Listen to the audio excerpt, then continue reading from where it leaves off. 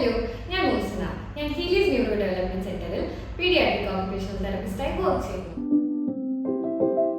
ഞാൻ ഇന്ന് സംസാരിക്കാൻ പോകുന്ന ടോപ്പിക് പ്രീ റൈറ്റിംഗ് അഥവാ റൈറ്റിംഗ് റെഡിനെസ് ഒരു കുഞ്ഞിൽ എങ്ങനെ ഡെവലപ്പ് ചെയ്യാം എന്നതിന്റെ ഒരു ഓക്യുപേഷണൽ തെറപ്പി പെർസ്പെക്റ്റീവ് ആണ്. റൈറ്റിംഗ് റെഡിനെസ് എന്ന് പറയുമ്പോൾ എഴുതുന്നതിന് മുൻപ് എഴുത്തിലേക്ക് കൊണ്ടുവരുന്ന സ്കിൽസ് ഡെവലപ്പ് ചെയ്യുക എന്നതാണ്. അതായത് ഒരു പെൻസിൽ ഹോൾഡ് ചെയ്യാനുള്ള കഴിവ്, ഹോൾഡ് ചെയ്ത പെൻസിൽ ഇഷ്ടാനുസരണം മൂവ് ചെയ്യാനുള്ള കഴിവ് ഒക്കെ ഡെവലപ്പ് ചെയ്യുന്നതിനെയാണ് റൈറ്റിംഗ് റെഡിനെസ് എന്ന് പറയുന്നത്. പ്രീ റൈറ്റിംഗിന്റെ ഭാഗമായി വരുന്നതാണ് colouring, scribbling, control scribbling, dot joining. അങ്ങനെ റൈറ്റിംഗ് പ്രീ റൈറ്റിംഗ് ഒക്കെ കുഞ്ഞുങ്ങൾക്ക് കൊടുക്കുന്നതിന് മുന്നേ പാരന്റ്സ് അസസ് ചെയ്യേണ്ട മറ്റൊരു കാര്യമാണ് കുഞ്ഞുങ്ങളിൽ ബാക്കിയുള്ള ഡെവലപ്മെന്റ്സ് പ്രോപ്പറായി വന്നിട്ടുണ്ടോ ഇല്ലയോ എന്ന്.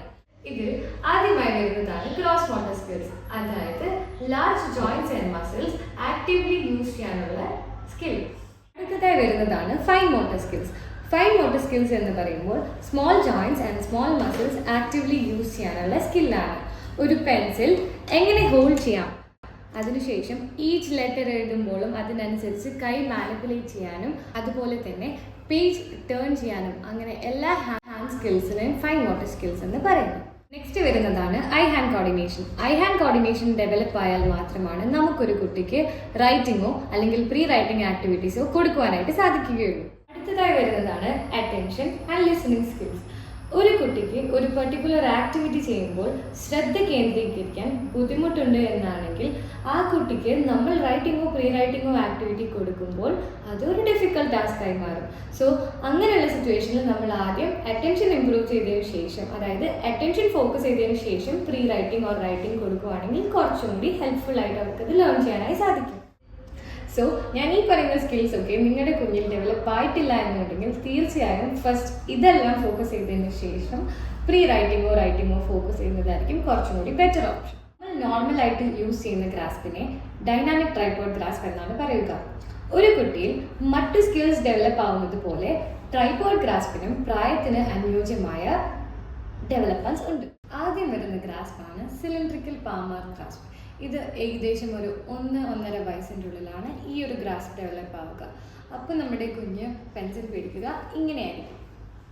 Digital grasper pronated palmar grasp. ഇത് ഏകദേശം ഒരു 1.5 വയസ്സ് മുതൽ 2 വയസ്സുള്ള ഒരു പ്രായത്തിലാണ് ഈ ഒരു ഗ്രാസ്പ് ഡെവലപ്പ് ആവുന്നത്.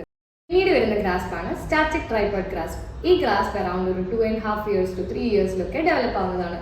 ഈ ഗ്രാസ്പ് എങ്ങനെയാണെന്ന് വെച്ച് കഴിഞ്ഞാൽ 3 fingers ഉപയോഗിച്ച് പെൻസിൽ ഹോൾഡ് ചെയ്യുന്നതിനാണ് സ്റ്റാറ്റിക് ട്രൈപോഡ് ഗ്രാസ്പ് എന്ന് പറയുന്നത്. ഫൈനലി ഡെവലപ്പ് ആവുന്ന ഗ്രാസ്പാണ് dynamic tripod grasp. Tripod grasp തന്നെ എഴുതുന്നതിനനുസരിച്ച് മൂവ് ചെയ്യുമ്പോഴാണ് അതിനെ ഡൈനാമിക് ട്രൈപോഡ് ഗ്രാസ്പ് എന്ന് പറയുന്നത്.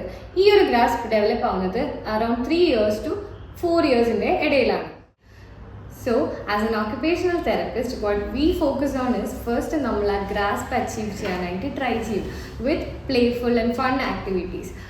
For example, coin slotting, dexterity pegboard activities with clay, sand play, writing in sand. ഇതുപോലെ പ്ലേഫുൾ ആയിട്ടുള്ള ആക്ടിവിറ്റീസ് കൊടുത്ത് നമ്മൾ നമ്മുടെ കുട്ടികളുടെ ഗ്രാസ്പ് ഇംപ്രൂവ് ചെയ്തതിന് ശേഷം നമ്മൾ അവർക്ക് പ്രീ റൈറ്റിംഗ് കൊടുക്കും. അതായത് scribbling, control scribbling, standing line, sleeping line, connecting dots.